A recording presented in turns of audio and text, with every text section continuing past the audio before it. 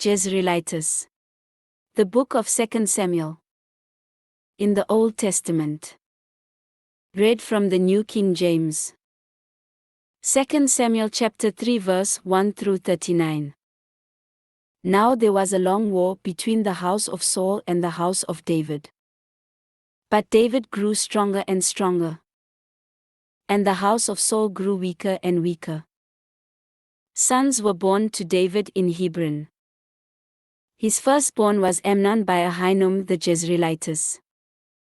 His second, Chileab, by Abigail the widow of Nabal the Carmelite.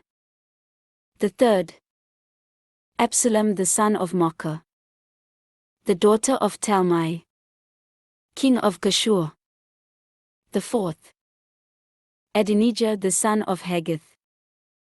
The fifth, Shephatiah the son of Abital. And the sixth, Ithream, by David's wife Eglah. These were born to David in Hebron.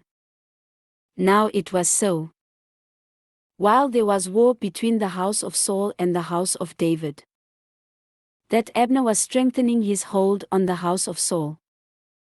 And Saul had a concubine, whose name was Rizpah, the daughter of Aiah.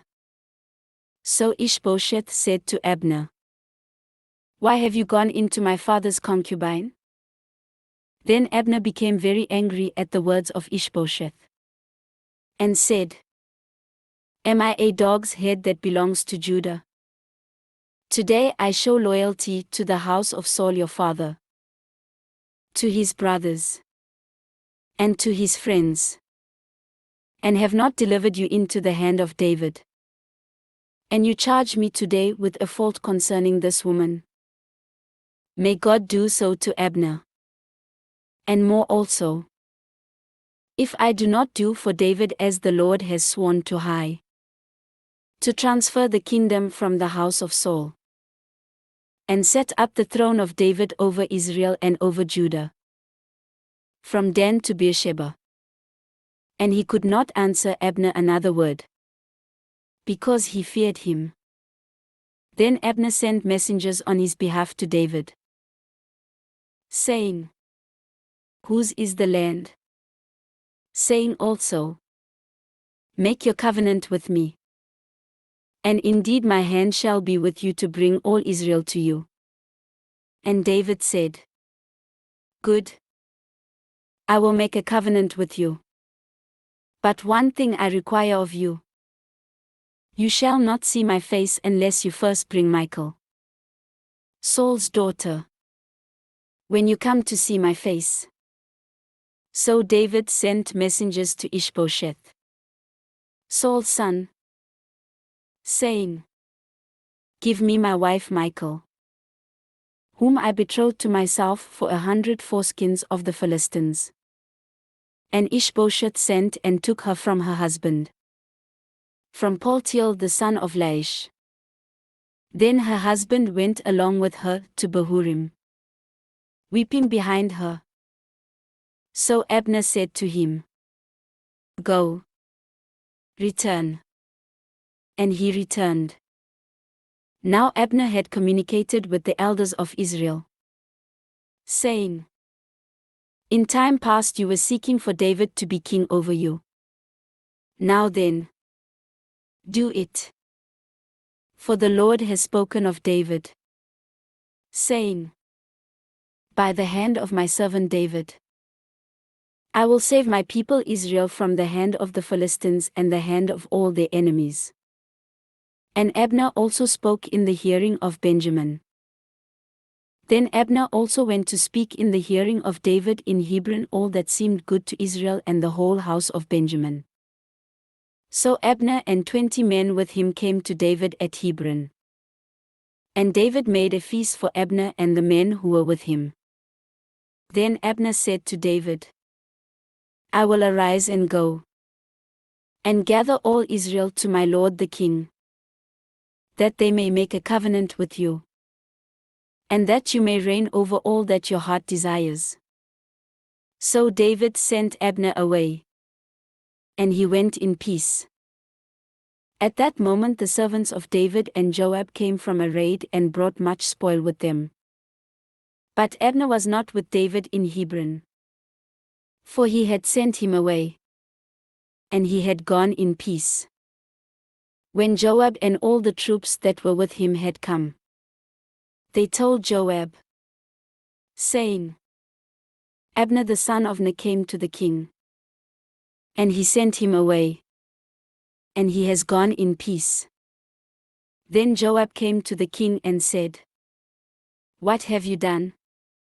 Look, Abner came to you. Why is it that you sent him away? And he has already gone. Surely you realize that Abner the son of Ner came to deceive you, to know you're going out and you're coming in, and to know all that you are doing. And when Joab had gone from David's presence, he sent messengers after Abner, who brought him back from the well of Sirah. But David did not know it. Now when Abner had returned to Hebron, Joab took him aside in the gate to speak with him privately, and there stabbed him in the stomach, so that he died for the blood of Asahel his brother. Afterward, when David heard it, he said, My kingdom and I are guiltless before the Lord forever of the blood of Abner the son of Ner. Let it rest on the head of Joab and on all his father's house. And let there never fail to be in the house of Joab one who has a discharge or is a leper, who leans on a staff or falls by the sword, or who lacks bread. So Joab and Abishai his brother killed Abner, because he had killed their brother Asahel at Gibeon in the battle. Then David said to Joab and to all the people who were with him, Tear your clothes, gird yourselves with sackcloth, and mourn for Abner. And King David followed the coffin. So they buried Abner in Hebron. And the king lifted up his voice and wept at the grave of Abner. And all the people wept. And the king sang a lament over Abner and said, Should Abner die as a fool dies? Your hands were not bound, nor your feet put into fetters. As a man falls before wicked men, so you fell. Then all the people wept over him again. And when all the people came to persuade David to eat food while it was still day, David took an oath, saying, God do so to me, and more also, if I taste bread or anything else till the sun goes down. Now all the people took note of it, and it pleased them, since whatever the king did pleased all the people. For all the people and all Israel understood that day that it had not been the king's intent to kill Abner the son of Ner. Then the king said to his servants, Do you not know that a prince and a great man has fallen this day in Israel? And I am weak today, though anointed king. And these men, the sons of Zeruiah, are too harsh for me. The Lord shall repay the evildoer according to his wickedness.